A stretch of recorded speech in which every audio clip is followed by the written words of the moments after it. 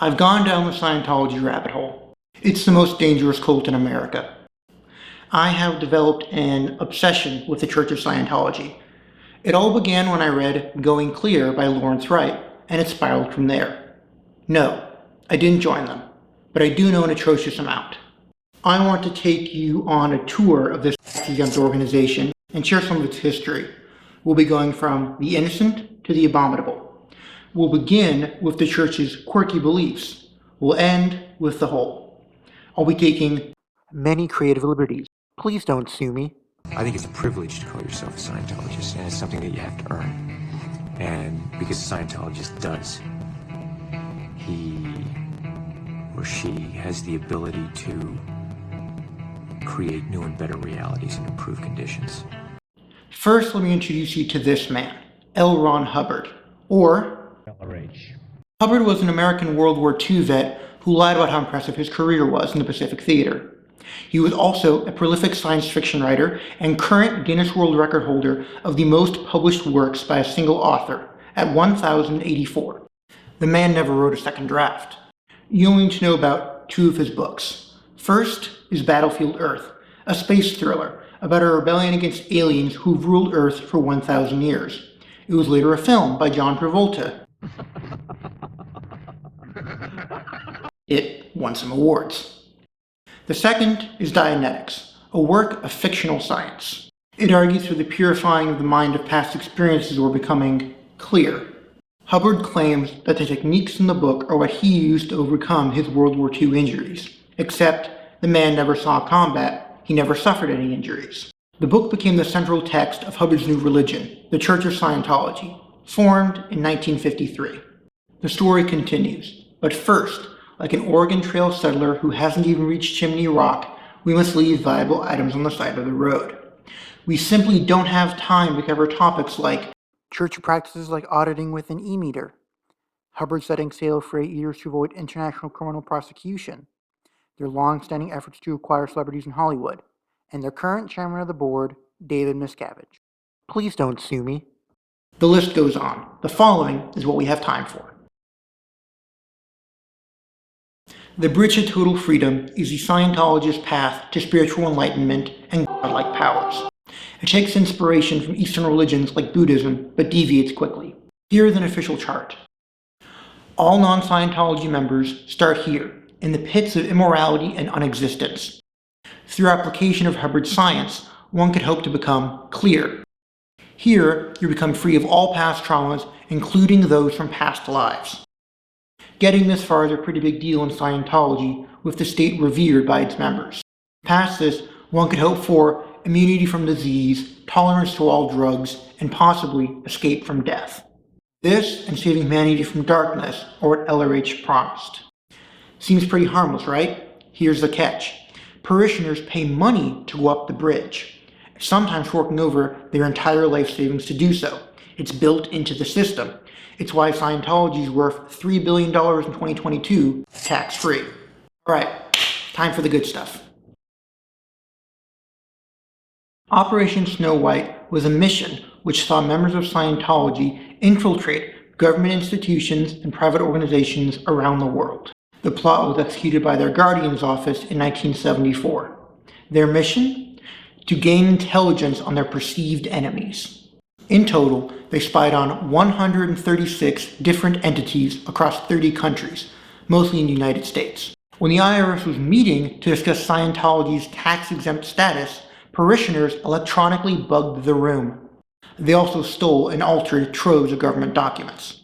Members of Scientology, including Hubbard's then-wife, Mary Sue Hubbard, were convicted in 1979 of obstructing justice, burglary of government offices, and theft of documents and government property. These federal crimes were alleged to have been carried out on the explicit orders of L. Ron Hubbard himself. I highlight this case due to its scale and notoriety, but it is by far the only scheme they've perpetrated. Over the years, Scientology has gone after thousands of their supposed enemies, or suppressive persons, mostly ex-members and journalists. One such journalist, Paulette Cooper, who wrote a book on Scientology in 1971, critical of the church.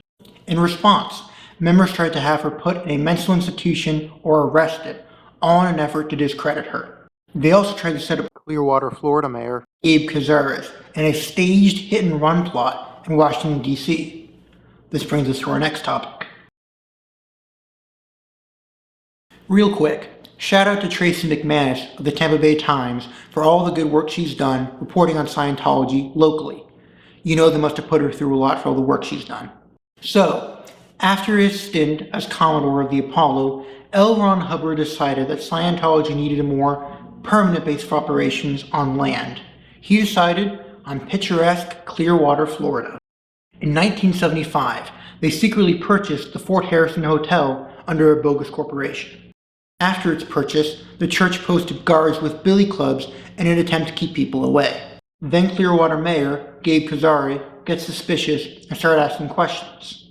In the end, the church is forced to admit that they are in fact the Church of Scientology who has come into Clearwater, Florida. The church then sues the mayor for violating their constitutional rights as a declared religion.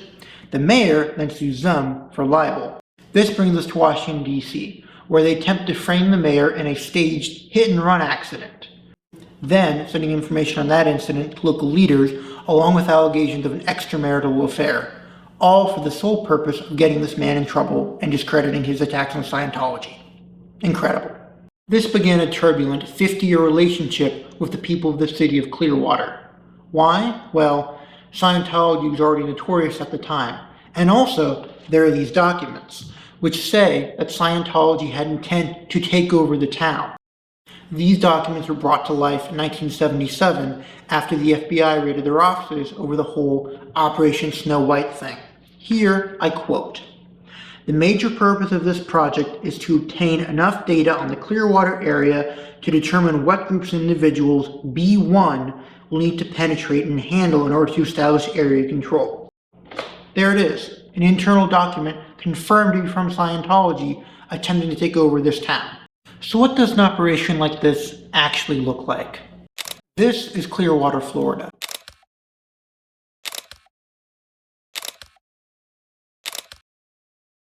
This is the Fort Harrison Hotel. The building, connected by a skywalk, is the Flag Building, the church's spiritual international headquarters, completed in 2013. It takes up an entire city block. Here are some shots of the interior. Honestly, I dig it. This has not been their only purchase. Over the years, the Church of Scientology has been busy. Here is a map of properties in the Clearwater downtown, either directly owned by the church in yellow or by parishioners in red in 2016. Around this time, the city was trying to revitalize the waterfront and were also purchasing properties. When an aquarium then sold their lot of land to the city for a fraction of what the church was offering, David Miscavige, allegedly, was furious and cut off all communication with the city. He didn't speak with them for the next 2.5 years. Since then, those church holdings have doubled in just 3 years. Since 2019, parishioners have bought an additional 45 properties to the north of this map. To acquire this much property, the church has approached business owners whose businesses were not on the market and offered them in cash 3 to 4 times what that property was worth. All this to make sure that other bidders had no chance. The thing is, they're not even using this prime downtown real estate for anything. I haven't been there myself, but reports indicate that the downtown is devoid of life and ultimately there's no action going on there. Businesses are just sitting empty, unused. Why buy property to not use it? To take over a town and to keep away people whose prying eyes simply ask too many questions. And let's also not forget that the Church of Scientology has used their Clearwater properties to help people. Lisa McPherson was helped by members of the Church of Scientology. This story gets a little intense, so if you want to skip ahead, be my guest. We'll catch back up with you.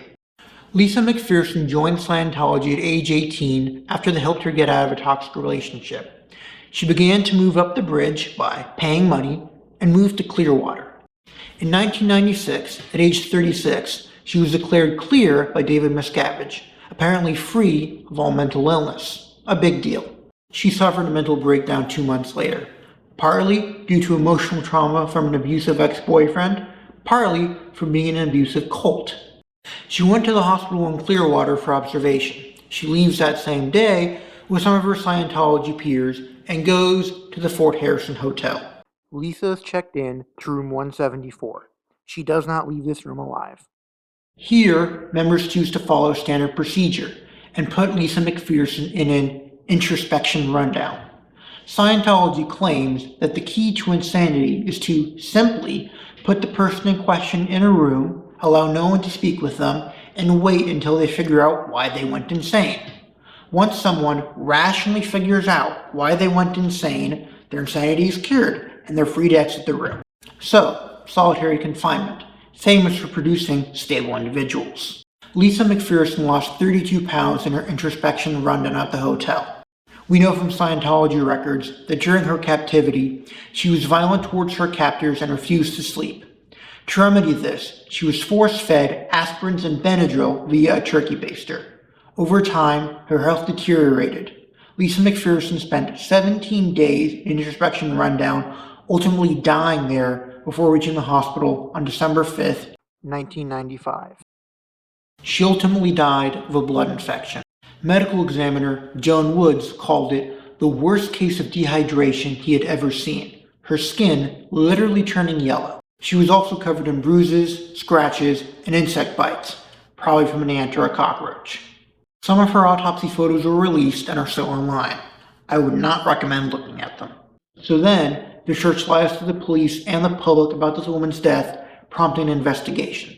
Unfortunately, the charges of abusing a disabled person and practicing medicine without a license were dropped by the state of Florida due to poor handling of evidence. Which stinks.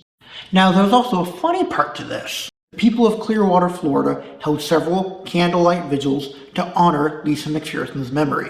Members of Scientology went to these vigils, harassed people that were there, and in some cases, documented here, blowing out the candles. Remember, this woman was declared clear by leader of Scientology, David Miscavige, just a few months earlier.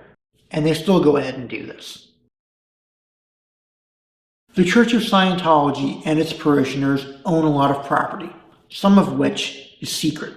There's a property called Gold Base, which is off limits to the public. In Southern California, the heavy use of Scientology blue kind of gives it away, don't you think? This is the chairman of the board mansion for the exclusive use of David Miscavige. Over here is the hole. I'll quote from the Tampa Bay Times directly. In 2003, Miscavige grew increasingly upset with the performance of the church's top managers. He began consigning many of them for weeks and months at a time to a small office building made of double-wide trailers.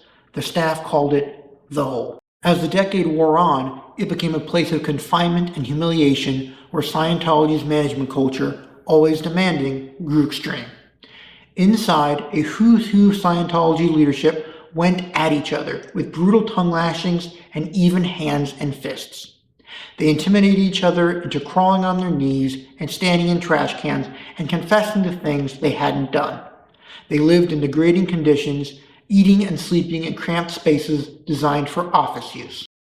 Allegedly, David Miscavige demanded they extract confessions from each other in order to lessen their time in the hole.